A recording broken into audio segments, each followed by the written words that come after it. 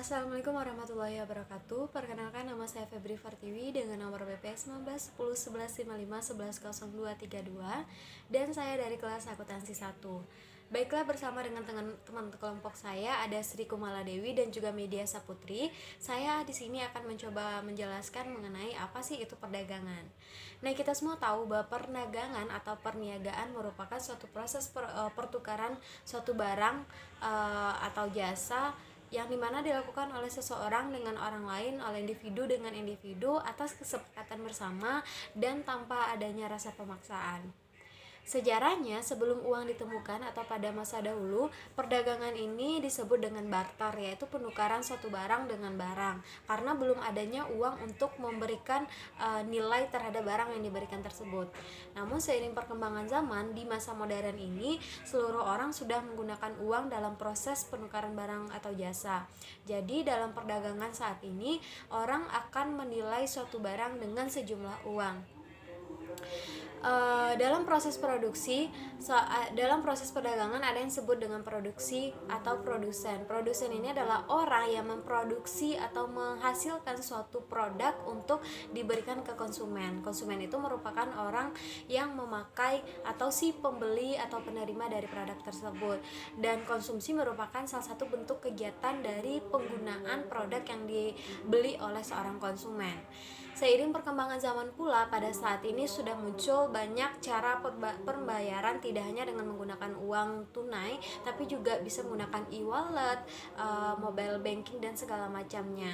Dan mungkin seiring perkembangan zaman nanti bisa saja berganti dari uang kertas, uang logam, sekarang sudah berada di digital atau e-money. Kita tidak tahu kedepannya akan seperti apa, namun mungkin dengan adanya perkembangan seperti ini akan lebih memudahkan kita dalam proses perdagangan atau proses transaksi jual beli.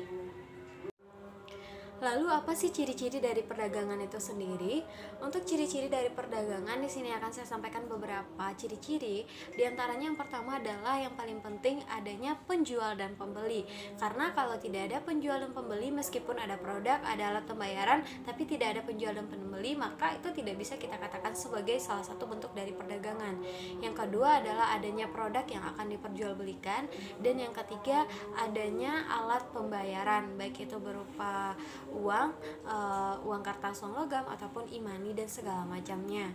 Terus yang keempat, ciri-ciri dari perdagangan adalah terjadinya kesepakatan di antara penjual dan pembeli, sehingga hal tersebut menciptakan sebuah transaksi.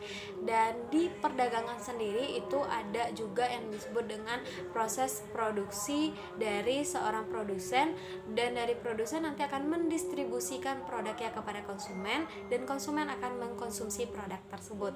Itulah ciri-ciri dari perdagangan yang saya sampaikan. Selanjutnya akan dilanjutkan oleh rekan saya. Sekian dari saya, terima kasih. Assalamualaikum warahmatullahi wabarakatuh.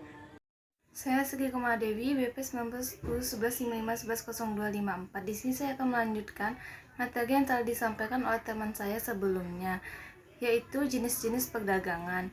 1. Perdagangan konvensional merupakan kegiatan transaksi jual beli dengan kondisi penjual dan pembeli bertemu secara fisik.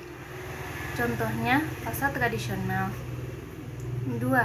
Perdagangan nasional merupakan kegiatan perdagangan yang dilakukan antar kota yang ada di suatu negara. Contohnya, Ani dari kota Palembang membeli sepeda dari Kevin yang berada di kota Medan. 3. Perdagangan internasional adalah perdagangan yang dilakukan oleh penduduk suatu negara dengan penduduk negara lain atas dasar kesepakatan bersama. Contohnya, kegiatan ekspor dan impor. Selanjutnya yaitu tujuan perdagangan. Tujuan perdagangan yaitu 1. Memenuhi kebutuhan negara. 2. Meningkatkan devisa negara. 3. Meningkatkan pertumbuhan sektor ekonomi suatu negara. 4. Mendorong terbentuknya sumber daya manusia yang semakin mahir dan terampil. Sekian dapat saya sampaikan. Terima kasih. Assalamualaikum warahmatullahi wabarakatuh. Perkenalkan, nama saya Media Saputri, nomor BP 19101155110239. Jadi di sini saya akan membahas tentang Macam-macam bentuk kegiatan perdagangan. Kegiatan perdagangan itu ada di antar daerah atau antar pulau. Perdagangan itu sendiri kan merupakan kegiatan tukar-menukar barang atau jasa dengan kesepakatan bersama. Nah, kegiatan tersebut seiring berkembangnya zaman sudah bisa dilakukan secara nasional. Semakin canggihnya teknologi, maka jangan heran jika barang dari kota-kota di Pulau Jawa bisa ada di Pulau Irian, atau produksi kota-kota di Pulau Sumatera bisa ada di Pulau Sulawesi, begitupun sebaliknya. Lalu apa sih tujuan perdagangan antar daerah atau antar pulau tersebut? Pertama ya jelas untuk memperoleh keuntungan. Keuntungan itu kan diperoleh dari selisih harga beli dengan harga jual. Harapannya dengan melakukan perdagangan ke luar daerah, keuntungan akan semakin banyak.